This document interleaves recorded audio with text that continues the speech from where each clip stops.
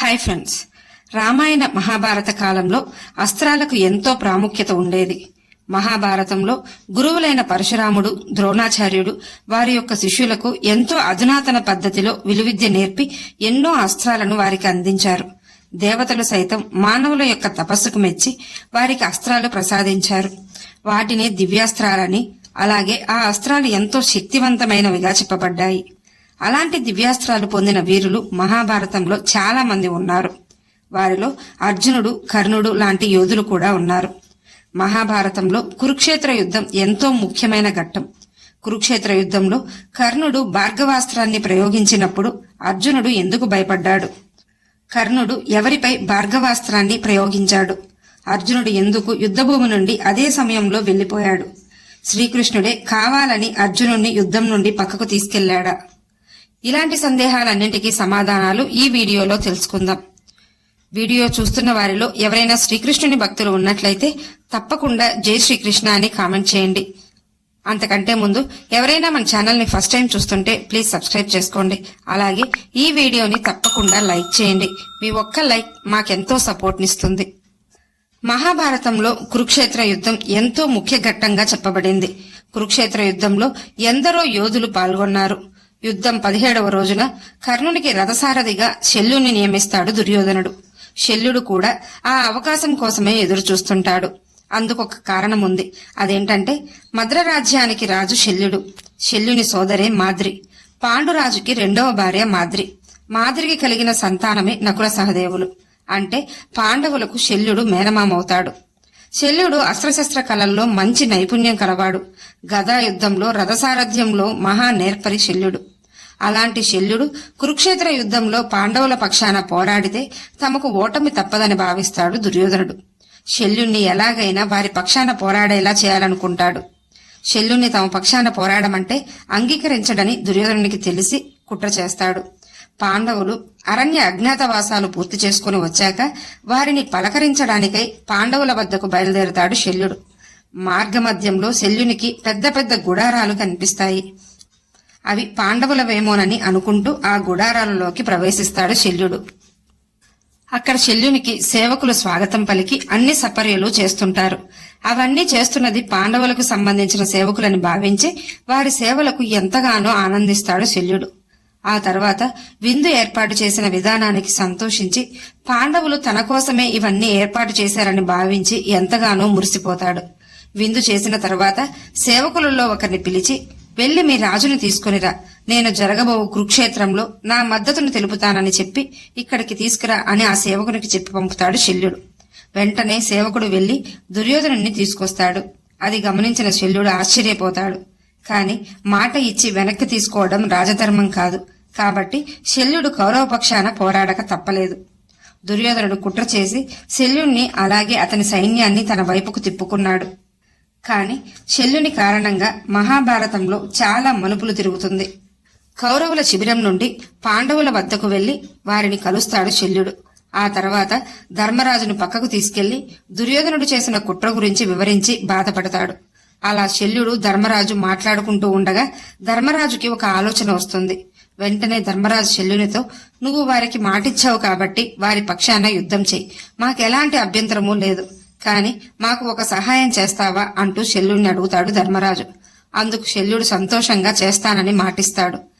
వెంటనే ధర్మరాజు, నువ్వు రథసారథ్యంలో ఎంతో ప్రావీణ్యం కలవాడివి కాబట్టి దుర్యోధనుడు ఏదో ఒక రోజు నిన్ను కర్ణునికి రథసారథిగా నియమిస్తాడు. ఆ సమయంలో నువ్వు కర్ణుని ఆత్మవిశ్వాసం కోల్పోయేలా మాట్లాడాలి అని అంటాడు. అందుకు శల్యుడు అంగీకరిస్తాడు. ఆ తర్వాత కురుక్షేత్ర యుద్ధంలో తన సైన్యంతో పాటు కౌరవుల పక్షాన పోరాడాడు శల్యుడు. ధర్మరాజు ఊహించిన విధంగానే శల్యుణ్ణి కర్ణునికి రథసారథిగా నియమించాడు దుర్యోధనుడు. యుద్ధం 17వ రోజున శల్యుడు రథాన్ని నడుపుతుండగా కర్ణుడు యుద్ధం చేయసాగాడు. శల్యుడు తన మాటలతో కర్ణుణ్ణి కించపరుస్తూ మాట్లాడడం మొదలు పెడతాడు. కర్ణుడు, శల్యుడు ఒకరినొకరు నిందించుకోవడం మొదలు పెడతారు. అప్పుడు దుర్యోధనుడు వారి వద్దకు వచ్చి నిందించుకోవడం ఆపి యుద్ధం చేయమని వేడుకుంటాడు. ఆ రోజు యుద్ధంలో కర్ణుడు ముందు నిలబడి అతని సైన్యంను వెనక భాగంలో నిలబెట్టాడు. సైన్యం వెనుక దుశ్శాసనుడు నిలబడ్డాడు. యుద్ధం మొదలవగానే కర్ణుడు పాండవ సేనలను నాశనం చేస్తూ ముందుకెళ్లసాగాడు. అలాగే అర్జునుడు కూడా కౌరవ సైన్యంను మట్టి కరిపించసాగాడు. కర్ణుడు అలాగే అతని కుమారుడైన వృషసేనుడు యుద్ధభూమిపై రణరంగం సృష్టించారు. వృషసేనుడు నకుల సహదేవులపై యుద్ధానికి దిగి వారి రథాలను నాశనం చేశాడు. ఆ తర్వాత భీముడు నకుల సహదేవులతో వృషసేనుడు అతి భీకరంగా యుద్ధం చేసి వారిని గాయాల పాలు చేశాడు. కర్ణుడు పాండవ సైన్యాన్ని వధించుకుంటూ ధర్మరాజు వైపుకు వెళ్లాడు. ఇద్దరి మధ్య భీకర యుద్ధం మొదలైంది. ధర్మరాజు వేసిన అస్త్రాలను మధ్యలోనే నిర్వీర్యం చేశాడు కర్ణుడు. పాండవ సైన్యమంతా వచ్చి ధర్మరాజుకి రక్షణగా చుట్టూ నిలబడ్డారు. అయినప్పటికీ కర్ణుడు అందరినీ తన బాణాలతో నేలకొరిగేలా చేశాడు. ధర్మరాజుకి కర్ణునికి మధ్య జరిగిన యుద్ధంలో ధర్మరాజు తీవ్ర గాయాల పాలవుతాడు. కర్ణుడు ధర్మరాజును చంపబోయి వెంటనే తల్లి కుంతీదేవికి ఇచ్చిన మాట గుర్తొస్తుంది. అర్జునుని మినహా మిగిలిన 4 కుమారులను నాకు అవకాశం వచ్చినా వధించను అని మాట ఇచ్చి ఉంటాడు. అందుకే ధర్మరాజును తీవ్రంగా గాయపరిచి ప్రాణాలతో వదిలేస్తాడు. అలాగే కర్ణుడు ధర్మరాజుతో వెళ్లి యజ్ఞయాగాదులు చేసుకో, నీకెందుకు ఇలాంటి పెద్ద యుద్ధాలు, నీకు ప్రాణభిక్ష పెడుతున్నా, వెళ్లి విశ్రాంతి తీసుకో అంటూ ఘోరంగా ధర్మరాజుని అవమానిస్తాడు కర్ణుడు. ఆ అవమాన భారంతో అక్కడి నుండి వెళ్లిపోతాడు ధర్మరాజు. ఆ తర్వాత భీముడు, నకులుడు, సహదేవులను కూడా యుద్ధంలో ఓడిస్తాడు కర్ణుడు. కాని అందరినీ ప్రాణాలతో వదిలేస్తాడు. కర్ణుడు సహదేవునితో యుద్ధం చేస్తున్నప్పుడు శల్యుడు కర్ణుణ్ణి అలాగే అతని సామర్థ్యాన్ని కించపరుస్తాడు.